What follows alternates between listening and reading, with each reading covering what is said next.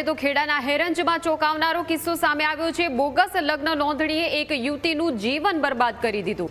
અપરિણિત હોવા છતાં કૃષ્ણા રોહિતના નામે નોંધાયા લગ્ન। ટેબ્લેટ આપવાના બહાને ડોક્યુમેન્ટ મેળવ્યા બાદ લગ્ન નોંધાયાની જાણ થઈ। 6 મહિનાથી કૃષ્ણા રોહિત લડી રહ્યા છે કાયદાકીય લડત। 30 જાન્યુઆરીએ ધુણાદરામાં ગ્રામ પંચાયતમાં લગ્ન નોંધણીનું સર્ટિફિકેટ આવ્યું।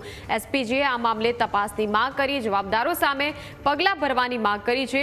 હરેશ રોહિત નામના યુવકે ખોટી રીતે લગ્ન નોંધાવી દેતા તેમની મુશ્કેલીઓ વધી।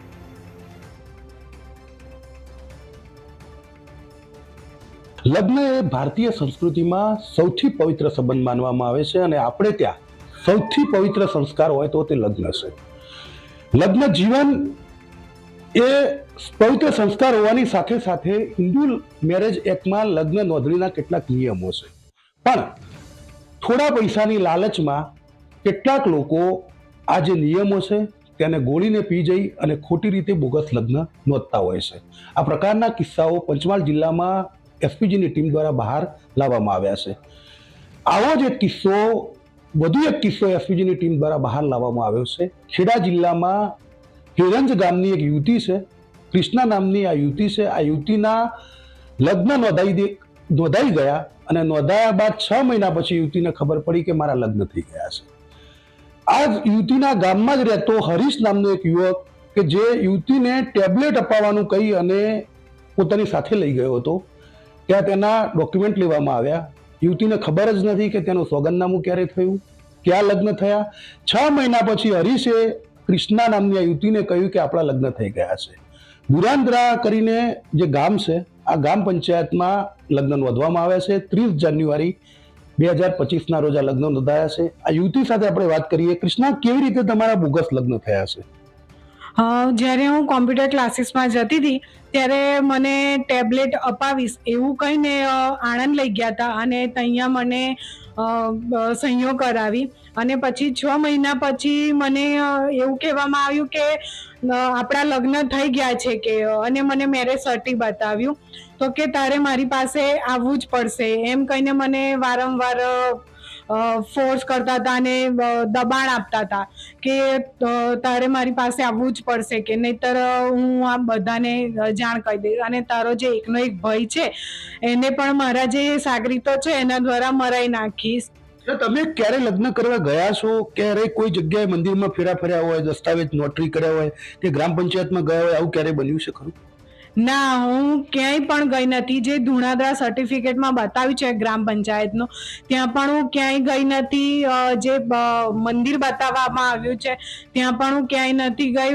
પૂજારીને પણ નથી મળી કે નથી હું જે સાક્ષીઓની સહીઓ છે એમને પણ કોઈને બી ઓળખતી નથી। તો આ પ્રકારે બોગસ લગ્ન થાય તો તમારા જેવી યુવતીની જિંદગી બરબાદ થઈ જાય, તો હવે તમારી સ્થિતિ શું થઈ છે અને કેવી રીતે તમે મુશ્કેલીમાં મુકાયા છો? આના કારણે હું પણ ઘણી હેરાન થઈ છું આટલા 6-7 મહિનાથી અને મારા પરિવારને પણ આના લીધે ઘણી મુશ્કેલીઓ ઝેલવી પડે। અમારા જે સમાજના લોકો હોય એમનું, મારા પપ્પા એમને બધાને સાંભળવું પડે।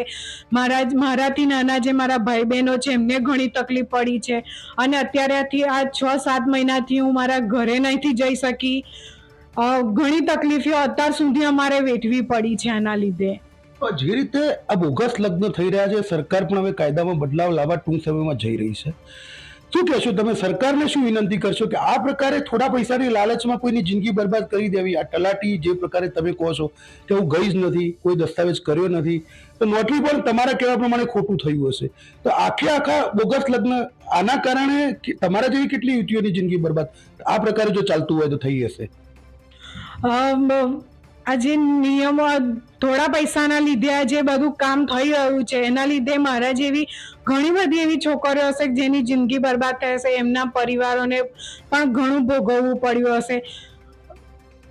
તો આમાં શું અપેક્ષા રાખો? સરકાર પાસેથી આપ શું અપેક્ષા રાખો છો? કે આમાં સુધારો આવે ને અમને ન્યાય મળે, એમ ચોખ્ખો ન્યાય મળી જાય અમને।